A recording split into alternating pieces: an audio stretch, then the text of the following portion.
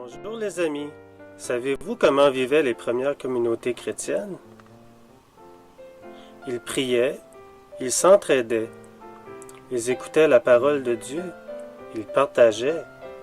Beaucoup de gens se ressemblaient. Ils participaient au repas du Seigneur. Ce que faisaient les premières communautés chrétiennes, est-ce que ça se vit encore aujourd'hui dans votre paroisse? Donnez des exemples. Un événement qui fait vivre. 4e rencontre. Je vais vous raconter une petite histoire. Sayed est un nouvel élève à votre école. Il y est depuis quelques jours seulement. Tout de suite, les autres élèves se sont rendus compte qu'il est différent. Il parle le français avec un accent, ce qui le rend difficile à comprendre. De plus, il porte de grosses lunettes épaisses. Il s'accroche les pieds partout. Il renverse des choses. Aussitôt que Sayed dit quelque chose, Marco éclate de rire. Peu à peu, d'autres élèves font comme lui.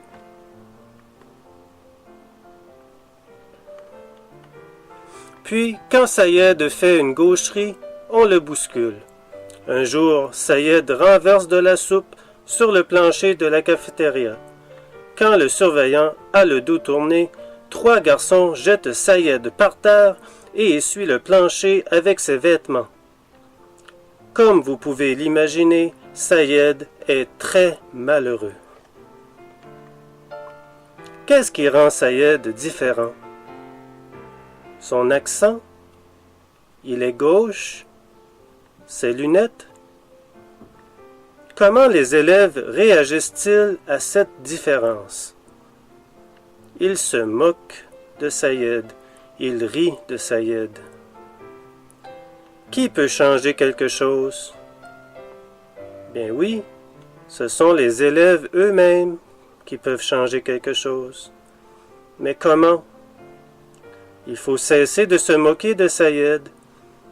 Surtout Marco doit faire l'effort de cesser de se moquer, car c'est lui qui a commencé.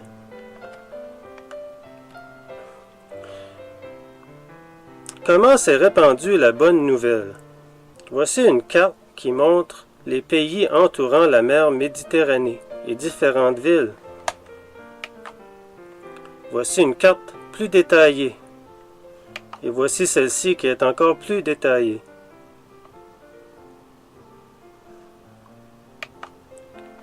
Parlons un peu de Rome.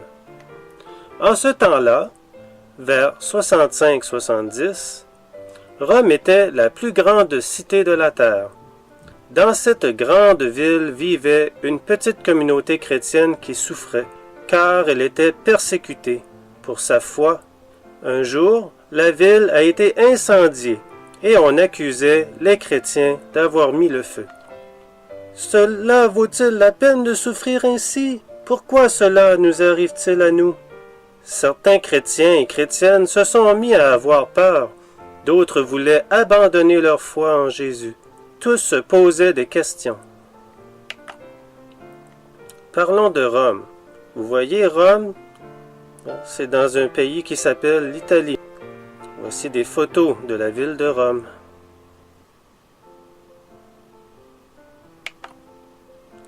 Parlons un peu de Marc. Vous trouvez Marc dans votre Bible.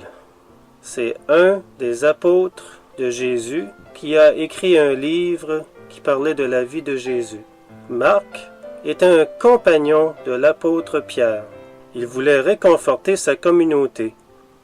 Il se rappelait une parole de Jésus. Il faut que le Fils de l'homme souffre beaucoup, qu'il soit rejeté par les siens et mis à mort. Après 3 jours, il ressuscitera. Nous passons par le même chemin que lui. Ne perdons pas courage. Voici comment la communauté de Rome exprime ce qu'elle se rappelle de Jésus.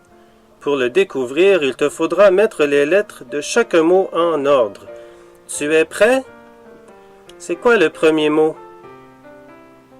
Est-ce que vous le savez? C'est Jésus. Le deuxième mot? Est-ce que vous le savez? C'est.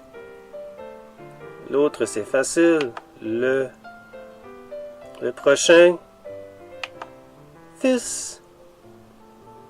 Et l'autre, c'est facile, de. Et l'autre après, Dieu. Jésus, c'est le Fils de Dieu. C'est aussi, l'autre mot, c'est facile, le. Ça, c'est le long mot, persécuté. Jésus, c'est le Fils de Dieu, c'est aussi le persécuté. Voici une photo de Marc, une statue qui a été faite par Donatello, exposée sur une église dans la ville de Florence. Parlons d'Antioche. Voyons ce qui se passe à Antioche. Antioche est une ville où il y a beaucoup de riches, beaucoup de pauvres, beaucoup de personnes seules et peu de citoyens ne s'occupent des pauvres et ceux-ci sont négligés.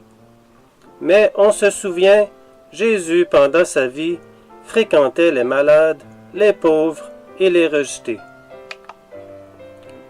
L'évangéliste Luc partage avec les citoyens d'Antioche des faits qui lui ont été racontés par les témoins de la vie de Jésus. Comme Jésus le Sauveur, la communauté d'Antioche veut alors être au service des rejetés et des malpris de la société. Trouvez Antioche sur la carte géographique de la page 17. Regardez de plus près dans l'Asie mineure. Est-ce que vous le voyez? Il est ici.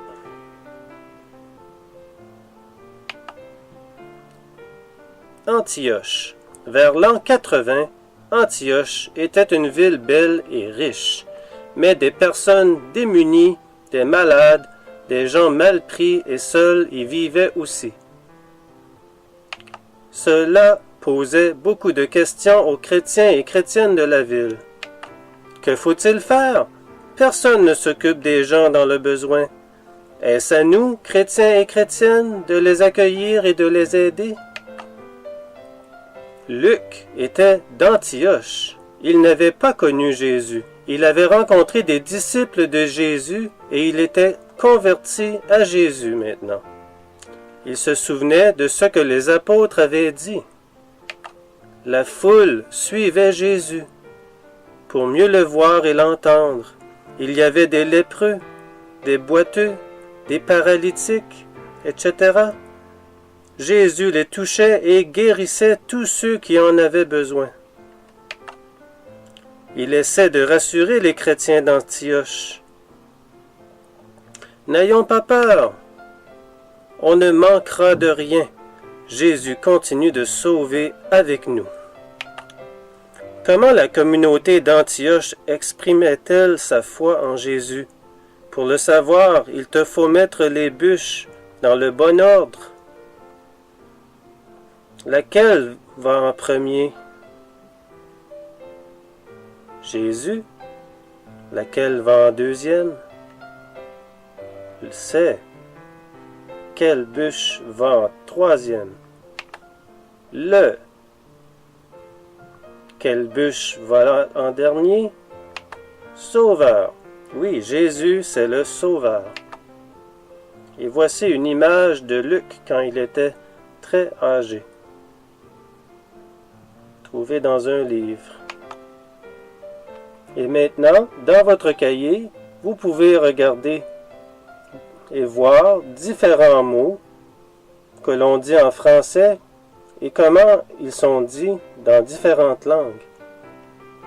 Alors, c'est la fin de la rencontre d'aujourd'hui. J'espère que vous avez aimé.